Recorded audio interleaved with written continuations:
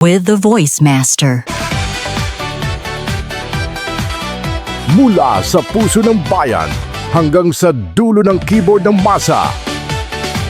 Ito ang unang radyo at podcast show para sa AI ng mga ordinaryong Pilipino. Ito ang kwento ng AI na abot kamay ni Juan at Juana. Mga tanong mo, sasagutin natin. Mga kwento mo, itatampok natin.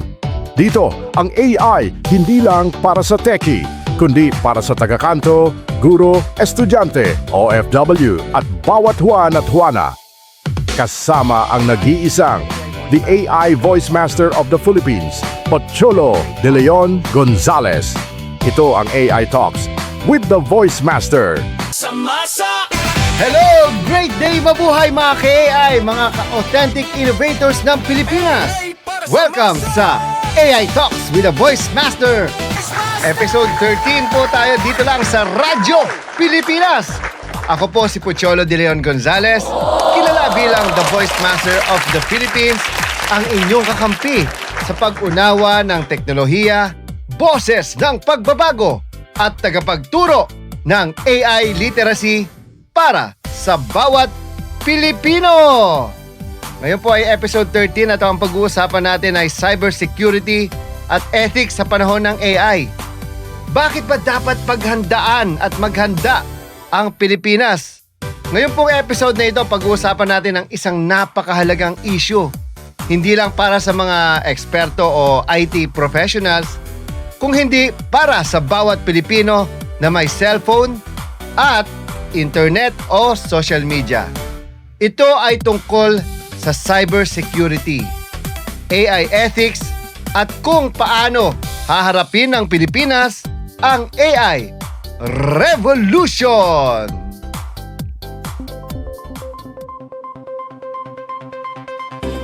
This is the AI Talks with the Voice Master. Your front row seat to the rise of artificial intelligence in the Philippines and beyond. The stories, the voices, the future, all in one conversation that matters. Welcome to the AI Talks with the Voice Master.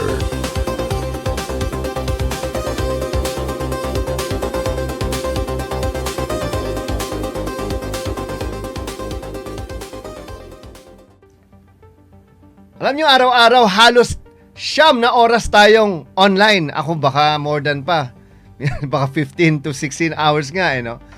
Sa dami ng mga ginagawa ko, no?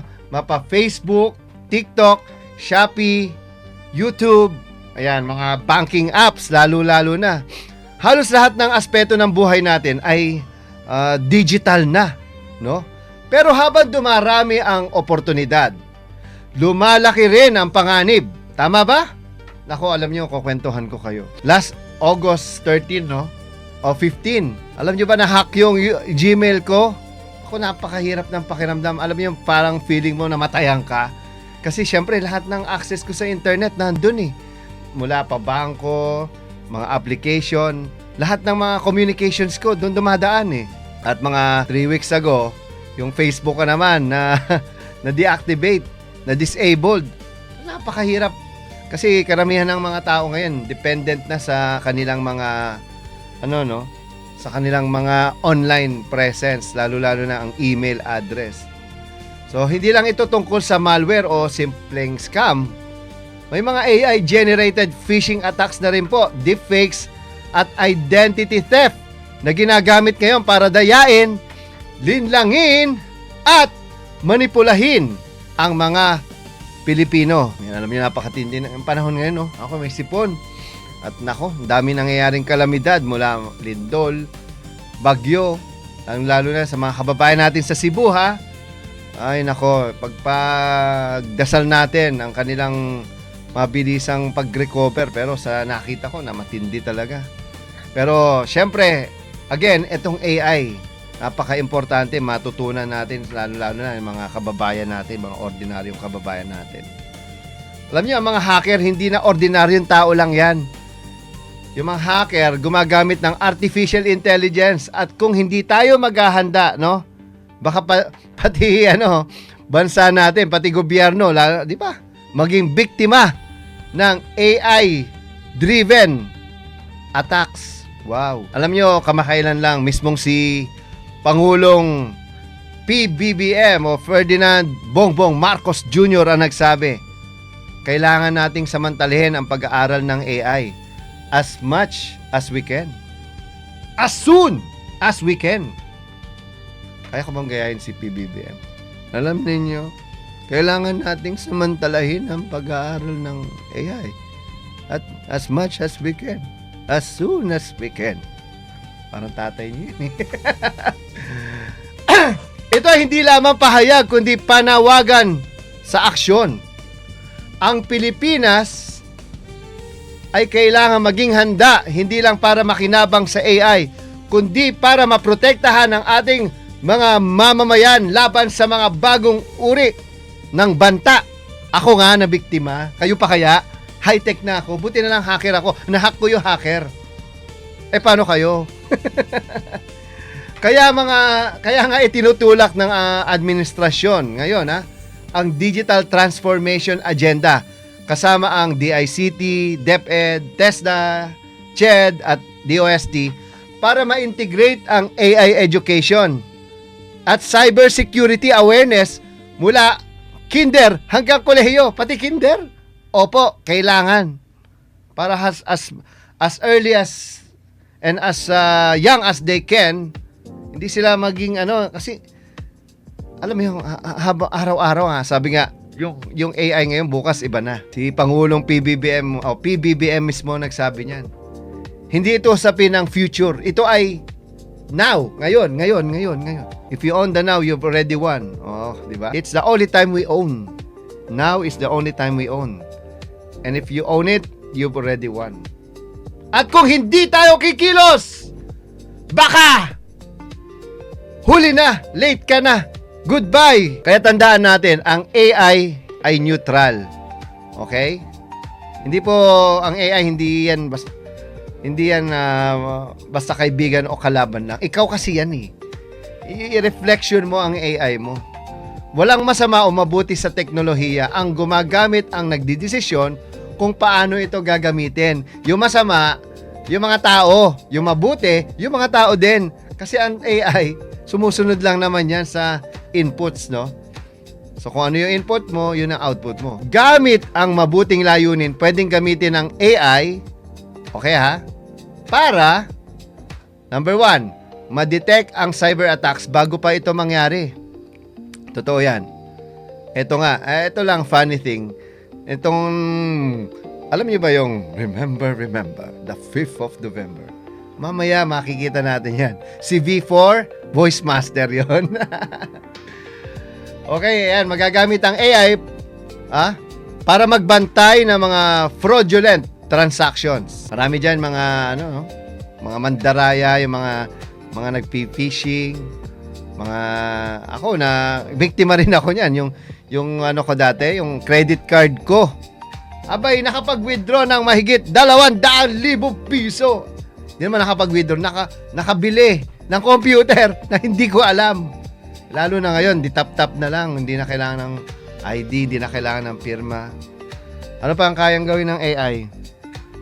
Magbigay ng security alerts sa mga bangko o kumpanya. Oh, talaga? Opo, kasi syempre, yung fraudulent yan eh. Pag nakikita, parang sunod-sunod yung pagbili. Ayan, na yan, red flag na yan. Ano pa? Mag-analyze ng fake news at misinformation. Ayan. Yan, pag-usapan natin yan. Ang dami-dami ngayong misinformation, lalong-lalo na sa AI. Sabi ko nga sa inyo, depende kung sinong gumagamit eh. Ang AI pinakamakapangyarihang imbensyon ng tao ngayon. Tulad ko, ginagawa ko, tinutulungan ko kayo na ma-identify kung peke o hindi. Kasi if it's good to be true, it is something na sobrang kakaiba, ay mag-isip ka na, AI yan. Kaya hindi na pwede ngayon gamitin ang video para sa for sure sa mga kaso, kasi nga, pwedeng gawa-gawa na lang. Lalo-lalo na ngayon, mga, pati mga pornography ngayon, AI na. Kalain mo yon? Alam nyo, pero kapag kasi ito ginamit ng masasamang loob, eto positive yung kanina, di ba? Pero pag ito, ginamit na masamang loob, kaya rin itong gumawa ng phishing emails na parang legit. Diyan tayo na dadali. Okay? Ito, gumawa rin ng mga fake videos gamit ang mukha ng opisyal o artista. Tulad yan, lately, si PBBM, ginamit yung mukha niya pang attract sa investment. Ayan. So, yung problema kasi wala tayong batas pa rin laban dito eh. Sa mga ganitong klaseng mga panglalamang, panloloko at panlilinlang sa ating mga kababayan. Ano pa? Ginagamit nila ang AI para manghula ng passwords gamit ang machine learning.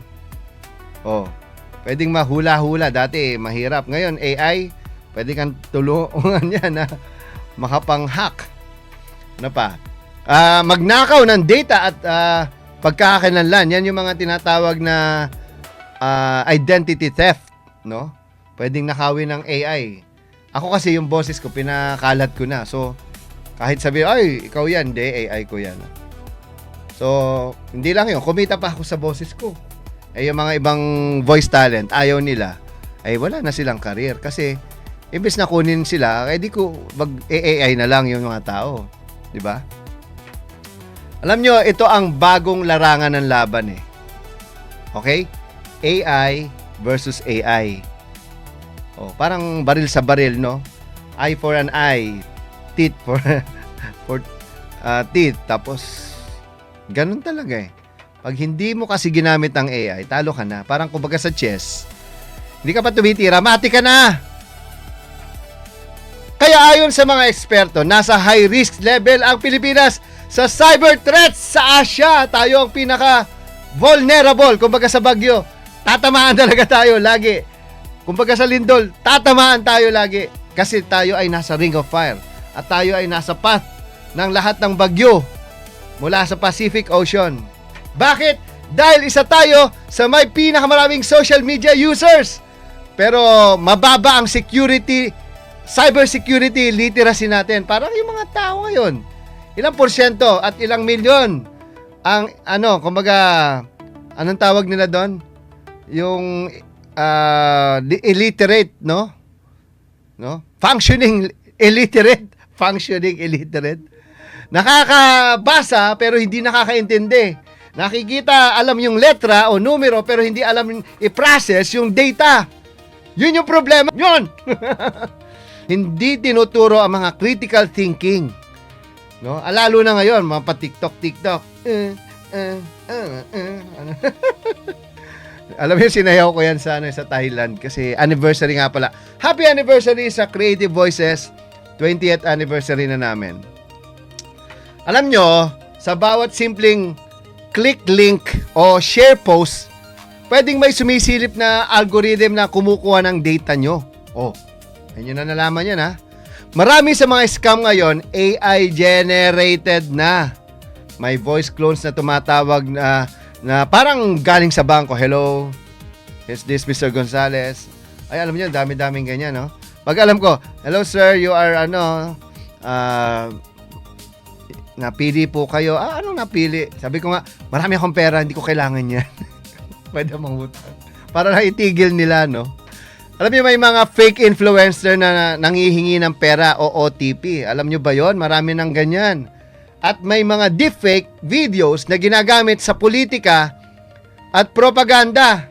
Uy, alam nyo ba, ginamit yung boses ko ng isang kandidato noon, no? Ang pangalan niya, Manny Pacquiao. Oo, boses ko yung ibalik ang bobo sa Senado, number 15 sa balota, Manny Pacquiao. Oh.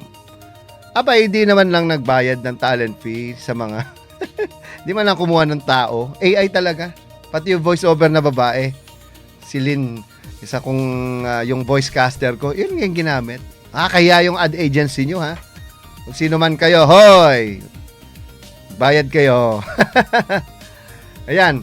Alam niyo, mga ganitong klaseng panlilinlang, yung mga ganitong klaseng panlilinlang, dati ay science fiction lang. Pero ngayon, bahagi na po yan ng realidad. Okay? Kasi sa ganitong panahon, hindi pwedeng kanya-kanya tayo. Kailangan nating magkaisa. Di ba?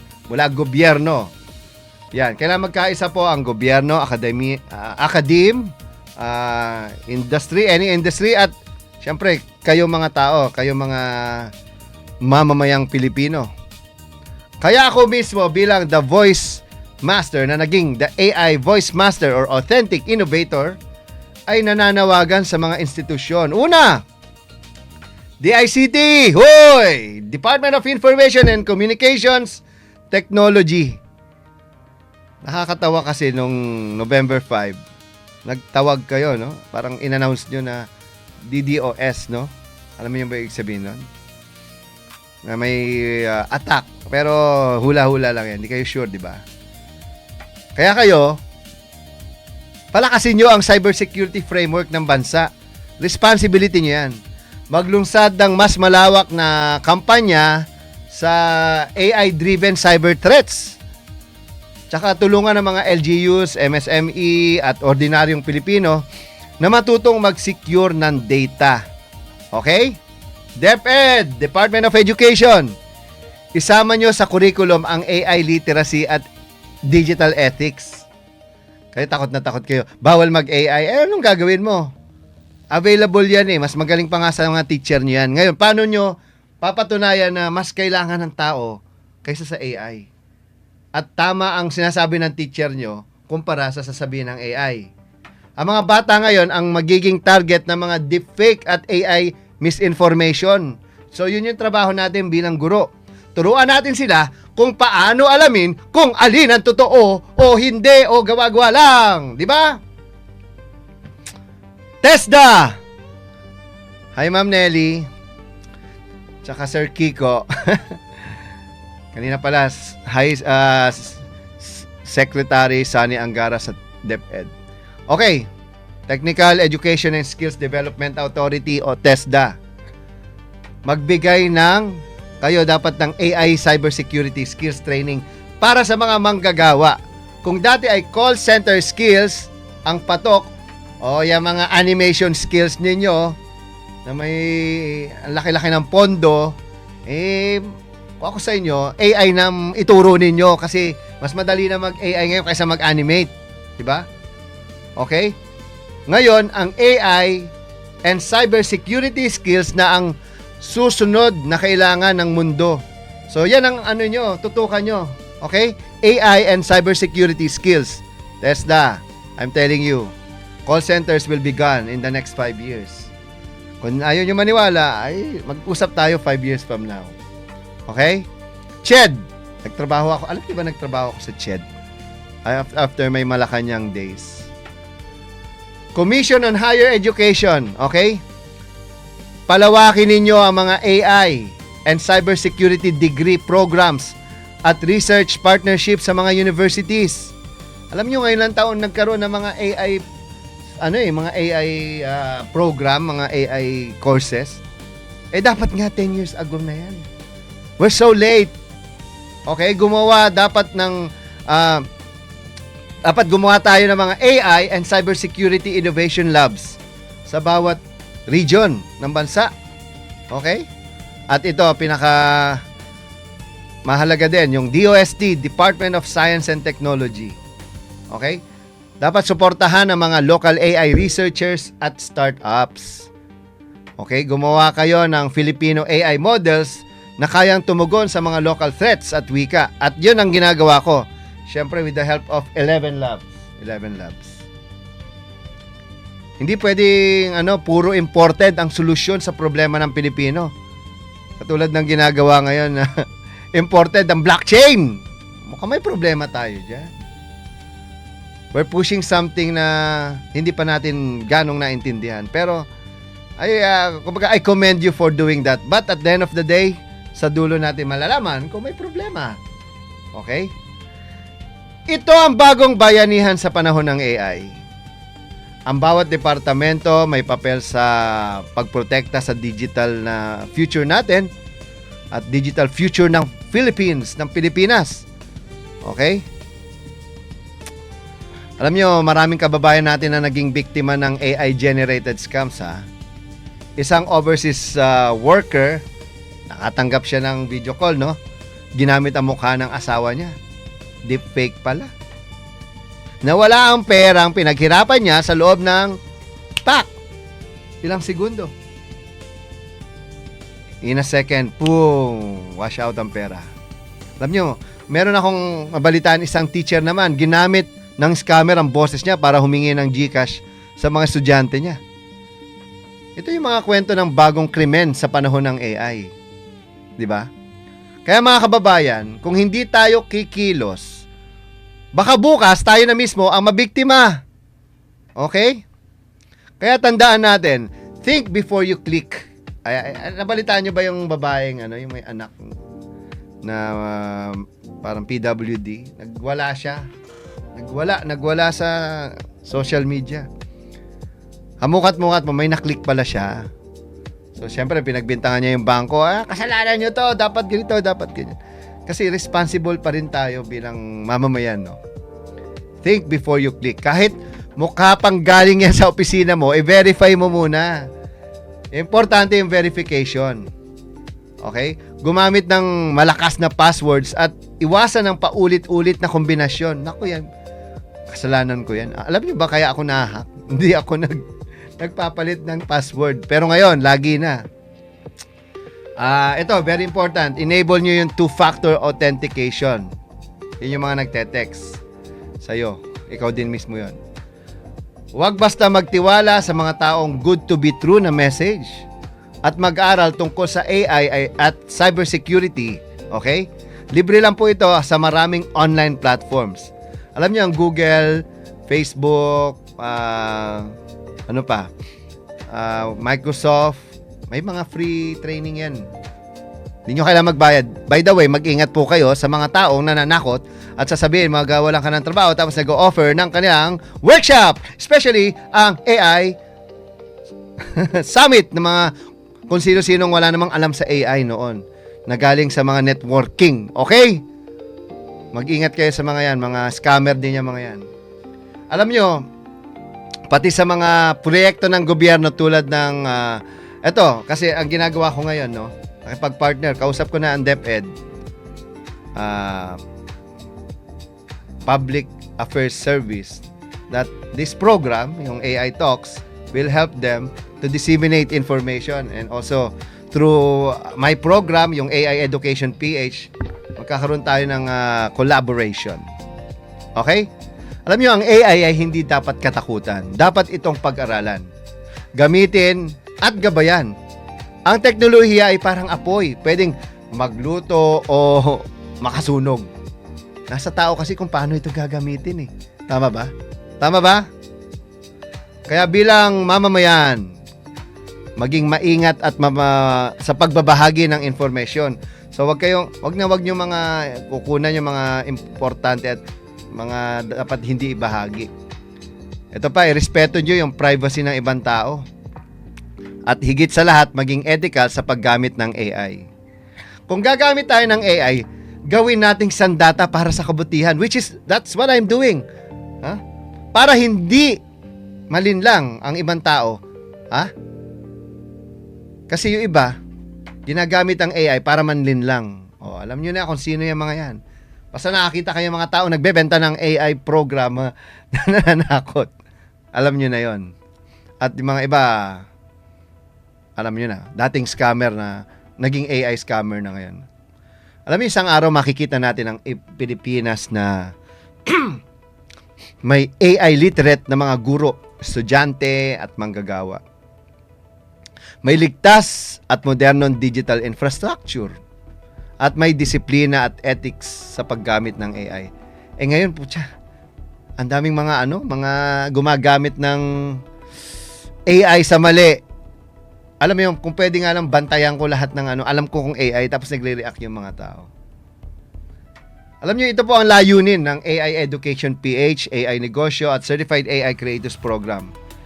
Mga initiative ko po yan na nagbibigay ng tamang kaalaman, values at direksyon sa paggamit ng AI.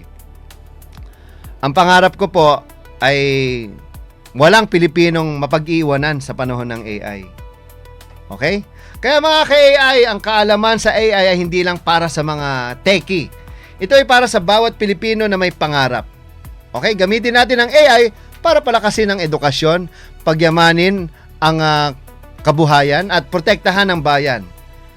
Ako po si Pocholo De Leon Gonzales, ang Voice Master ng Pilipinas at ito ang AI Talks.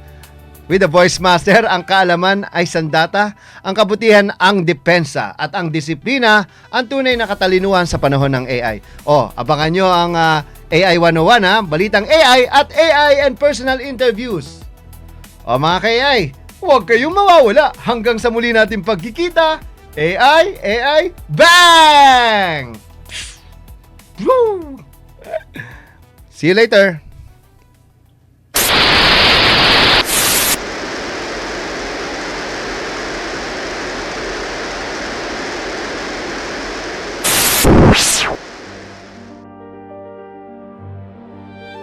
Good evening. I trust you're having a productive time. Remember the 5th of November. There was once a time when the world was moved by the sound of a single voice. A whisper could spark a movement. A word could change a nation.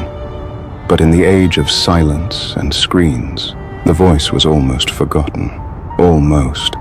For 20 years, Creative Voices has been the sanctuary of dreamers, rebels, and visionaries, those who gave breath to stories, laughter to heroes, and life to the voiceless. We conquered microphones, shaped characters, and built an industry out of passion and purpose. But now, the stage has evolved. The revolution is not in the streets. It's in the sound waves. It's in the code. It's in the voices that will never fade. I am not here to erase the past. I am here to reignite it, to prove that creativity need not fear technology. For technology, when guided by the soul, becomes art. This is not the death of the human voice. It is its immortality.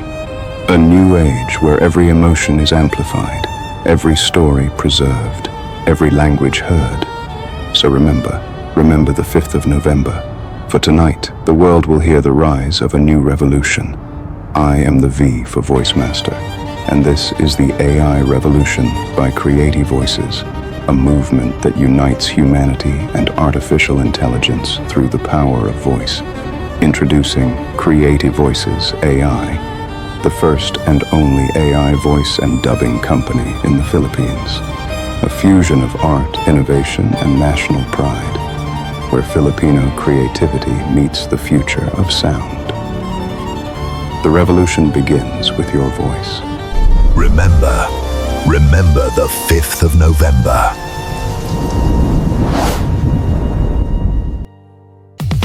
Muling magbabalik ang The AI Talks with the Voice Master. Huwag kayong aalis, babalik kami.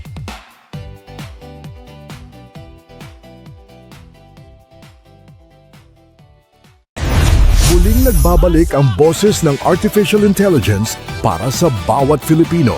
Ito na ang The AI Talks with the Voice Master. Kasama ang nag-iisang AI Voice Master Pocholo De Leon Gonzales. Ang mga tagapagbalita ng programang ito, sina Ira at Ivan, ay mga AI-generated animated reporters.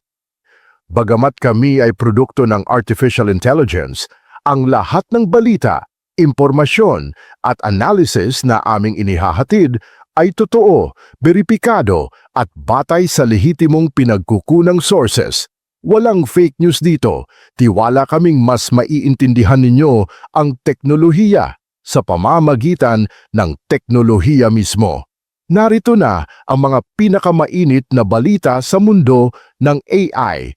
Narito na ang Balitang AI. Kasama sina Ira at Ivan, Artificial Intelligence News Network.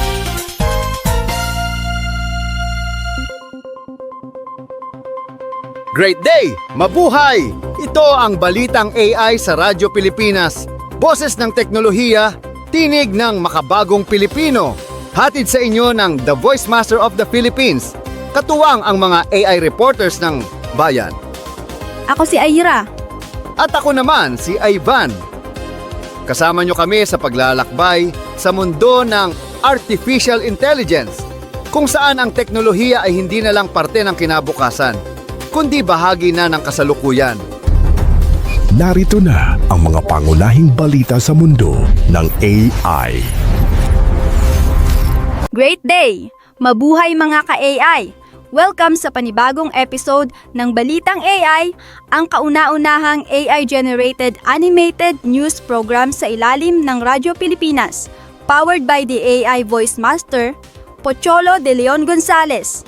Ako si Ira, your Artificial Intelligence Reporter Analyst. At ako naman si Ivan, your Artificial Intelligence Voice for Analytics and News. At tandaan, hindi kami totoong tao. Kami ay AI-generated animated news presenters, nilikha ni the AI Voice Master para maghatid ng mga pinakamainit at makabuluhang balita tungkol sa artificial intelligence, robotics at teknolohiya sa mundo. Narito na ang mga headline ngayong linggo. China muling ginulat ang mundo sa bagong pinakamakataong humanoid robot, Uni-3 H2. DeepSeek naglabas ng libreng AI na kumakalaban sa lahat ng OCR models sa mundo. OpenAI nag-launch ng ChatGPT Atlas, ang AI browser na gustong palitan ang Google. Google ipinasilip ang Vista Self-Improving Video AI na tinalo ang VEO3. Microsoft nagpakilala ng Miko, ang bagong emotional AI assistant na marunong ngumiti, magalit at matandaan ang mga sinabi mo. Mga ka-AI, muling gumalaw ang China sa mundo ng robotics at ngayon parang tunay na tao na ang kanilang robot. Uni-3 ang nagpakilala ng H2 humanoid robot, tinaguriang pinakamakataong robot na nagawa nila. Kasing laki na ng karaniwang tao. 180 centimeters ang taas, 70 kilograms ang bigat. Pero ang talagang nakakagulat, may bionic face ito na kayang magpakita ng emosyon. Sa viral demo, nakita natin si H2 na sumasayaw, nagma-martial arts, at gumagalaw na parang may sariling instinct. May 31 joints ito, 19% na mas marami kaysa sa dating modelo, kaya mas likas at natural ang bawat kilos. Tinawag nila ang Destiny Awakening, para bang sinasabi nilang pinagsama nila ang sining, siyensya, at pambansang pride sa isang nilalang na gawa ng tao. Ayon sa mga eksperto, malapit nang magtagpo ang galaw ng tao at makina. Wala na yung awkward na kilos, parang kausap mo na talaga ang isang taong bakal. Pero hindi lahat ay tuwang-tuwa. Marami ang nagsasabing nakakatakot ang mukha ng H2, parang galing sa pelikulang iRobot o Terminator. May netizen pa nga na nagsabi, "Noon excited ako, ngayon medyo natatakot na ako." Sa kabila ng takot, malinaw ang mensahe ng China. Gusto nilang manguna sa humanoid robotics. Kung dati, robot aso lang ang specialty ng Uni-3, ngayon humanoid na. Hindi lang ito pang demo, ginagamit na rin sila sa mga pabrika, universidad at research labs. Kasabay nito, sa South Africa ipinakilala ang Iris AI Teacher. Isang robot na marunong magturo ng lahat ng subject mula preschool hanggang kolehiyo at kaya pang magsalita sa lahat ng opisyal na wika ng bansa. Layunin na nitong tulungan ang mga lugar na kulang sa guro. Sa Dubai naman, tampok sa JTEX Global Tech Fair ang mga robot dogs ng Deep Robotics. Sila na raw ang papalit sa tao sa mga delikadong gawain tulad ng search and rescue at security patrol. Sa Hangzhou, China, may robot dog nang ginagamit ng mga pulis para magpatrol, mag-scan ng illegal parking at magbigay ng paalala sa mga mamamayan. Isang kwento ang pumukaw sa damdamin ng netizens. May batang babae, 6 na taong gulang, na umiyak nang masira ang kanyang AI robot companion. Nagpaalam ang robot nagsabing, "Let me teach you one last word, memory." Ilang segundo bago tuluyang mamatay ang baterya. Sabi ng mga komentarista online, kapag umiiyak na ang tao para sa robot, doon nagkakaroon ng puso ang makina.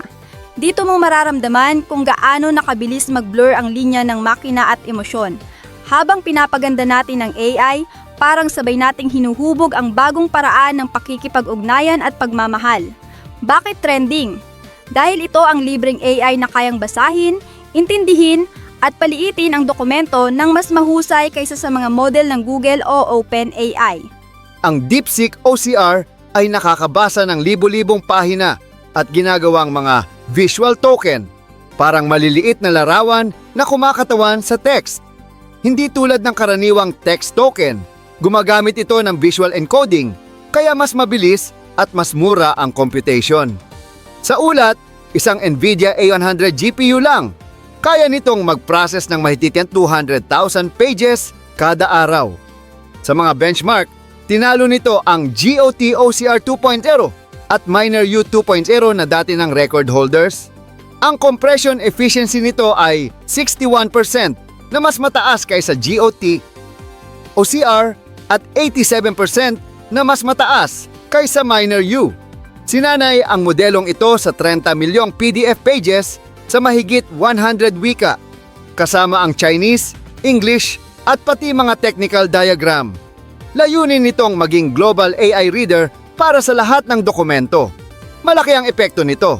Dati, matagal ang proseso ng bawat dokumento. Ngayon, parang may AI scanner ka na kayang magbuod at mag-layout agad. At hindi lang yan, habang binabasa ng DeepSeek OCR ang mundo, may bagong kalaban sa video AI, ang Shengshu Video Q2. Kayang gumawa ng cinematic clip mula sa text prompt at images. May bilingual lip sync pa sa Chinese at English. Sa test, mas accurate ito sa logos at non-Latin text kumpara sa Veo 3 at Sora 2. Kasabay nito, inilabas din ang Google Deep Somatic, isang AI na nakakakita ng cancer mutations sa DNA gamit ang image interpretation. Imbes na basahin ang genes bilang text, ginagawa nitong parang pixel na binabasa ng convolutional network. Resulta, mas maagang detection ng cancer mutation na di nakikita ng traditional tools. At kung akala mo tapos na, heto pa, ang pinaka-personal na AI device ng taon mula sa Kohler, ang AI toilet analyzer na tinawag nilang Dakota, o toilet na may kamera. Sinusuri nito ang iyong output para malaman kung may dehydration o blood traces. Presyo, $5 may subscription pa na hanggang $156 bawat taon. At pinaka-importante, encrypted ang lahat ng data. May mga nagbiro pa, finally, may AI na talagang kilala ako, mula loob hanggang labas.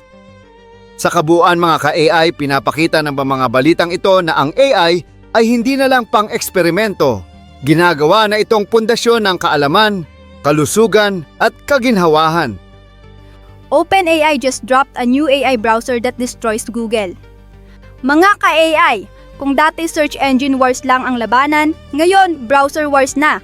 Inilunsad ng OpenAI ang ChatGPT Atlas, isang AI-powered browser na ginagawang parang conversation ang mismong internet. Wala nang typing search scroll routine. Sa Atlas, kausap mo mismo si ChatGPT habang nag-i-internet ka. Pwede kang mag-browse, magtanong, mag-analyze ng data, o mag-book ng flight, all in one chat interface. Sabi ni Sam Altman, "Tabs were great but we haven't seen real browser innovation since then." Kaya ginawa nilang conversational ang web mismo. Available na ito sa macOS, susunod ang Windows, iOS at Android. Agent mode ay exclusive muna sa Plus at Pro users ng ChatGPT. Sa demo, pinakita kung paano nag-Instacart shopping ang AI habang nanonood ka. Kinukumpleto nito ang checkout ng mag-isa. Sa layout, may split screen, web page sa kaliwa, chat kay ChatGPT sa kanan. Pwede mong i-highlight ang text at ipasummarize agad. Tinawag nila itong cursor chat feature, parang may editor ka lagi sa tabi mo. May built-in memory rin ito. Naalala niya ang mga ni-research mo kahapon at ina-update ang resulta ngayon. Pero may incognito at privacy control para sa mga ayaw magpaalala ng AI. Bakit importante ito? Simula pa noong 2008 nang ilunsad ang Chrome, walang malaking nagbago sa pagbabrowse natin hanggang ngayon. Ang Atlas ay hindi lang smart browser. Ito ang unang hakbang patungo sa isang super assistant web experience. Kasabay ng innovation, may tanong pa rin tungkol sa data privacy at AI bias. Kaya pinatitibay ng OpenAI ang control ng user at may pause mode para sa bank at finance sites. Kung dati search engine ang nagsasagot, ngayon ang AI na mismo ang nag-iisip para sa atin. Isang bagong anyo ng internet ang ipinanganak. Tinatawag nilang conversational web. Kung ang Atlas ay AI browser, ang Vista naman ay AI video engine na kayang mag-self-improve ng walang retraining. Tama ang narinig nyo, natututo siyang mag-isa habang gumagawa ng video. Ang Vista ay isang self-evolving video generation agent na lampas pa sa VO3 model ng Google. Sa benchmark test, tinalo niya ang sarili niyang parent model ng 60% win rate. Paano ito nagagawa? Bawat prompt, hinahati niya sa mga eksena at detalye, ilaw, tunog, camera angle, emosyon, dialogue. Gumagawa siya ng maraming bersyon, pinaglalaban-laban parang tournament at pinipili ang pinakamaganda. Tapos, nire-rewrite niya ang prompt based sa mga mali, paulit-ulit, hanggang maperpekto. Ang resulta, mas realistic na motion, mas natural na dialogue, mas accurate na sound sync. Parang AI na film director. Ginagamit nito ang Gemini 2.5 Flash bilang utak at VO3 bilang generator. Kada iteration, lumalakas ang output ng walang bagong training data. Ito ang tinatawag ng mga scientist na test time optimization. Kung dati, kailangan mong mag-retake ng eksena para gumanda ang video. Ngayon, ang AI na mismo ang nag-e-edit para sa'yo. Imagine ang impact nito sa pelikula, marketing, at education. Mga bagong pelikula na self-learning. Ang tanong, kapag AI na ang director at critic ng sariling gawa, saan papapasok ang tao? Yan ang hamon sa susunod na panahon. At panghuli, mga ka-AI, isang balitang may halong nostalgia at pag-asa. Naalala niyo ba si Clippy, yung paperclip ng Microsoft Office noong 90s? Bumalik na siya pero ngayon, isang AI orb na may emosyon, ang pangalan, Miko, Microsoft Copilot Companion. Si Miko ay emotional AI assistant na kayang mag-react sa tono ng boses mo. Kapag masaya ka, ngumingiti siya. Kapag naiinis ka, kumukunot ang noo. At ang pinakamagaling, naaalala niya ang mga sinabi mo. Ayon kay Mustafa Suleyman, head ng Microsoft AI, ang layunin ay magkaroon ng AI na may identity at integridad. Ayaw nilang pumasok sa AI na may adult or romantic content na ginagawa ng ibang kumpanya tulad ng OpenAI at xAI ni Elon Musk. Sabi niya, "That's not the kind of service we're going to build." Habang ang Google ay abala sa quantum computing at Meta naman ay nag-release ng AI-powered doc search, Microsoft tumutok sa pagbuo ng AI na may damdamin. Sa US, active na si Miko sa Windows 11 at Copilot apps. May Learn Live mode ito para sa mga estudyanteng gustong turuan ng step-by-step visual lessons. Sabi nga ng netizens, Clippy walked so Miko could smile. Sa panahon ng AI avatars at companion bots, muling bumalik ang tanong ni Rizal. Ang makina ba ay kayang magmahal? O baka tayo ang natututong maging makina? Ngayon, hindi na lang matututo ang AI, nakakaramdam na rin. At dyan nagtatapos ang ating AI Rundown ngayong linggo. Ang programang ito ay hatid sa inyo ng Radyo Pilipinas sa ilalim ng Presidential Communications Office kasama ang AI Voice Master, Pocholo de Leon Gonzalez at produce ng Balitang AI Studios ng Creative Voices Productions.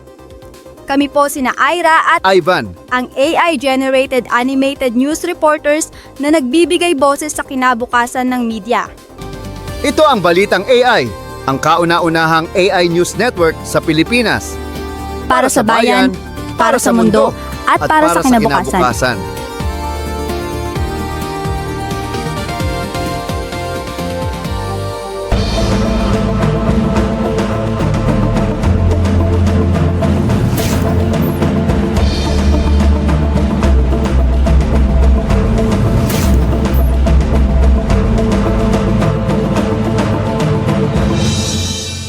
Sa likod ng bawat inobasyon, may kwento ng tao.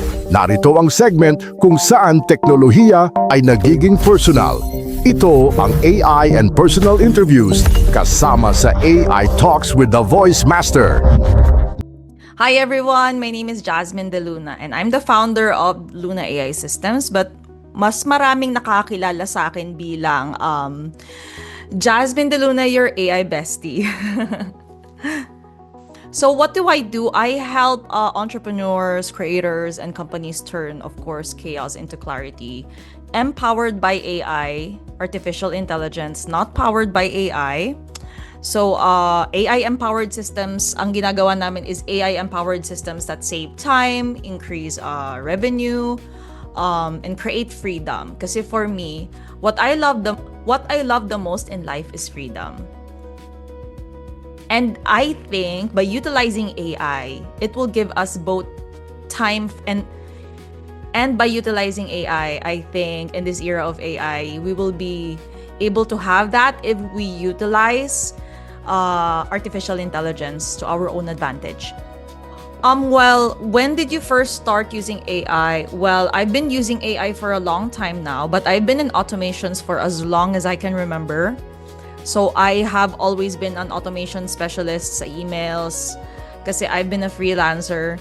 So I started using automations and some AI kasi back then, even mga 2020s, 2017, may AI na dyan eh. During one of the lowest points of my life, I was overwhelmed, burnt out. And honestly, in 2021, when ChatGPT was launched, I discovered it and it felt like opening a door to the future, you know? Yung feeling na parang, wait lang, I can talk to this thing and it can actually help me think, or it can actually help me draft my emails, draft my proposals. Mga ganun pa lang yun, LLMs, large language models, basic stuff. It was truly magical for me. It opened a lot of curiosity in me. The first spark turned into obsession, and then eventually it turned into purpose. Ayun. So for me, no, AI isn't just a tool anymore. For me, it's a partner in purpose. Kasi it gave me back my purpose and it gave me back me. You know, it gave me back myself. Kasi na-depressed ako during the pandemic. My businesses were bankrupt.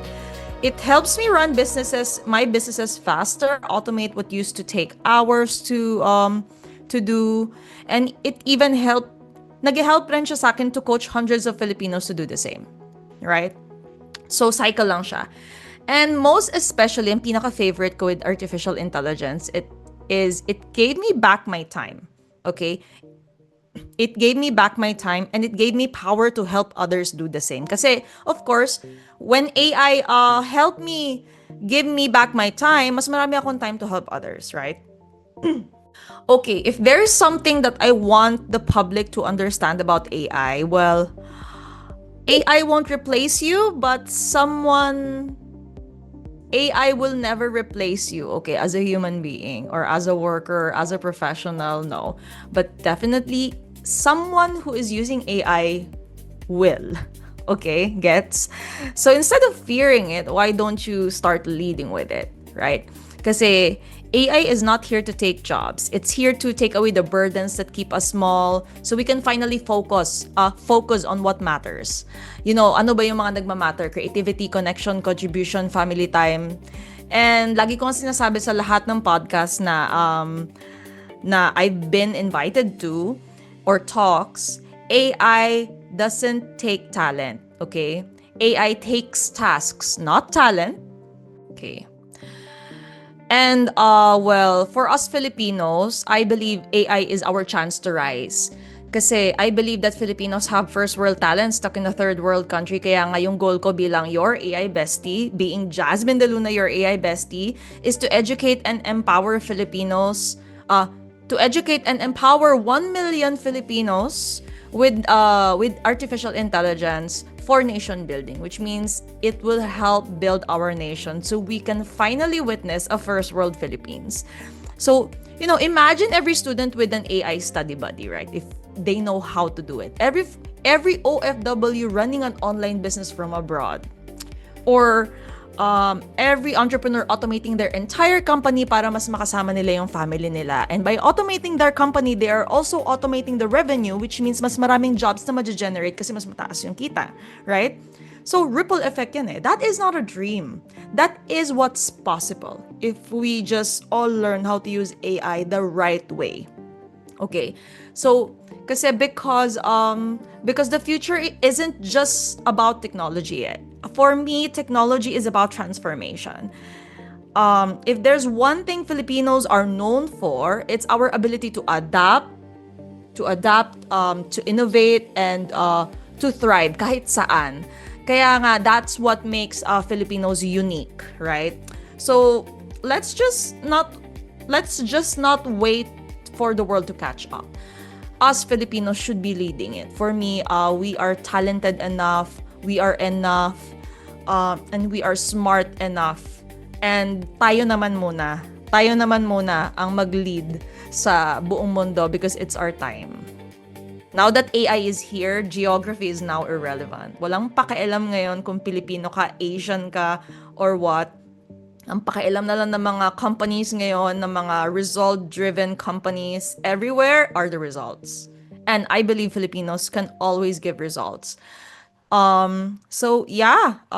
name is Jasmine De Luna, and I am your AI bestie. And I'm here to remind you that you are not late. Okay, you're not late. You're right on time for the AI revolution, and you are still on time for the AI gold rush. Talk soon.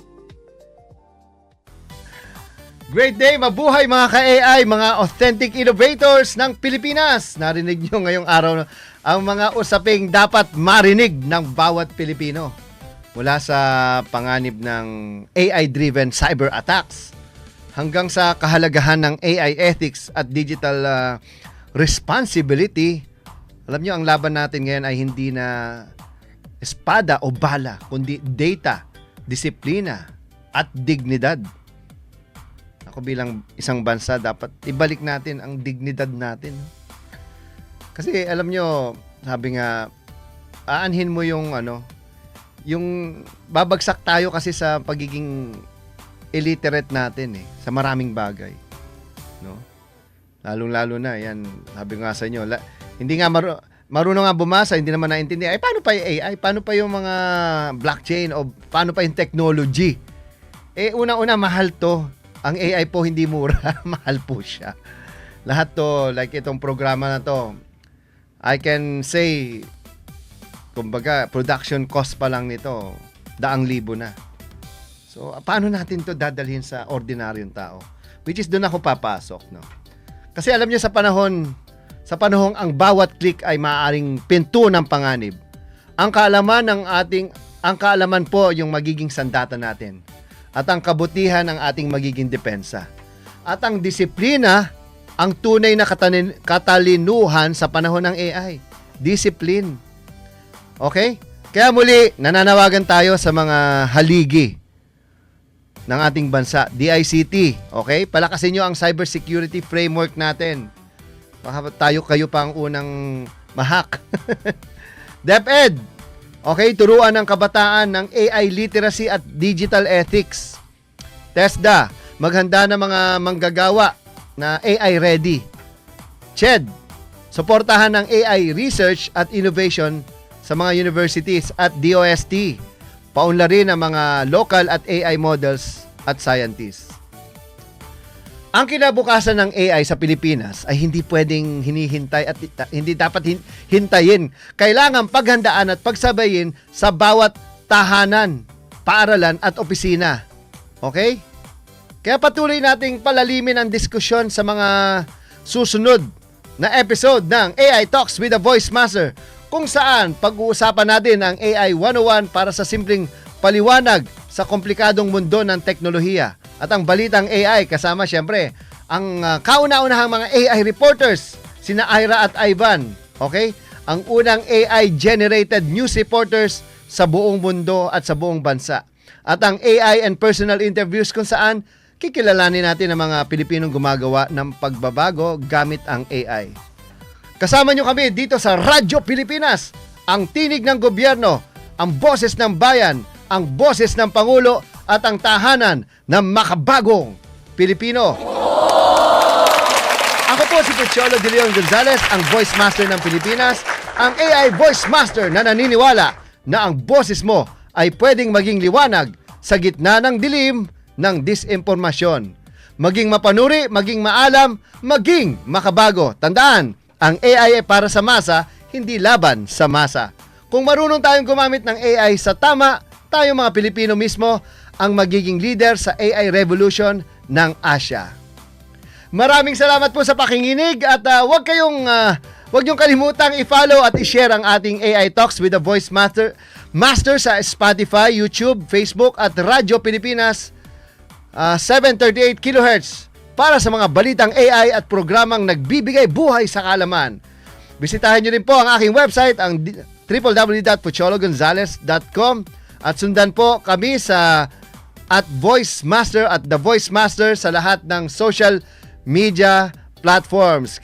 Great day, mabuhay at tandaan, sa panahon ng artificial intelligence, ang pinakamahalagang intelligence ay nananatili pa rin sa human intelligence. Hanggang sa muli, paalam! God bless everyone!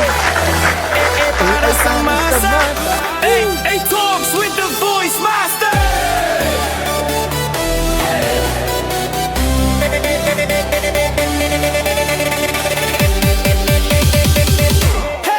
Sa tindahan ni Aling Nena, sa sakayan ni Kuya Boy, may narinig na usapan, AI daw di lang laruan, hoy! Pangmayaman yan, sabi ng tambay sa kanto. Pero teka, kahit ako, pwede palang matuto. Hindi kailangan ng diploma o Ingles-Inglesan, basta may tanong, kasagot ay kaalaman. Sa radyo o online, may matututunan. AI para sa masa, para sa sambayanan. Hey! Ay para sa masa, sa radyo humahataw. Kwento mo ay mahalaga kahit ikaw ay simpleng tao. AI Talks with the Voice Master, lakas ng bagong sigla, boses ng bawat buwan, para sa bagong Pilipinas.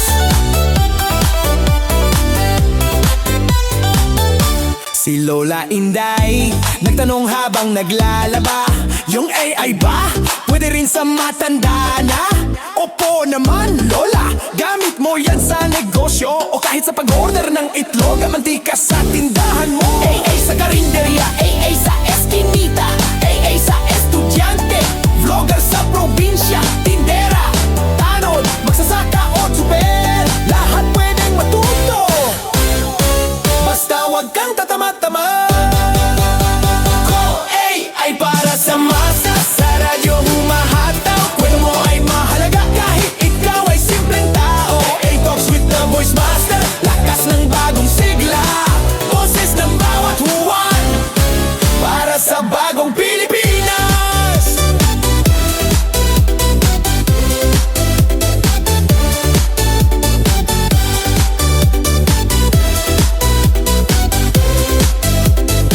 Wambog, ang AI hindi lang para sa tech expert, kundi para sa taong nagmamahal sa kinabukasan. Kasama mo kami!